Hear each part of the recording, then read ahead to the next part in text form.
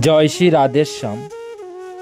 সকল গৌরভক্ত মণ্ডলী, আপনারা যাহারা রাধাষ্টমী ব্রত পালন করবেন, এই ব্রতের পারণের মন্ত্র অবশ্য জানা দরকার আপনাদের। পারণের মন্ত্র হচ্ছে পারণ আরম্ভের মন্ত্র সর্বায় সর্বেশ্বরায় সর্বপতয়ে সর্বসম্ভবায় গোবিন্দায় রাধেজিকো নমো নমঃ।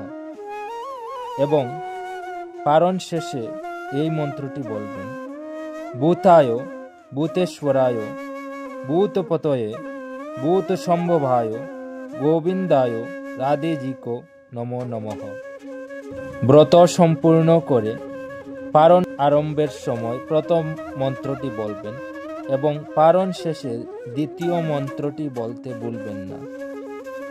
আপনাদের সকলেরই মঙ্গল হোক। রাধে রাধে।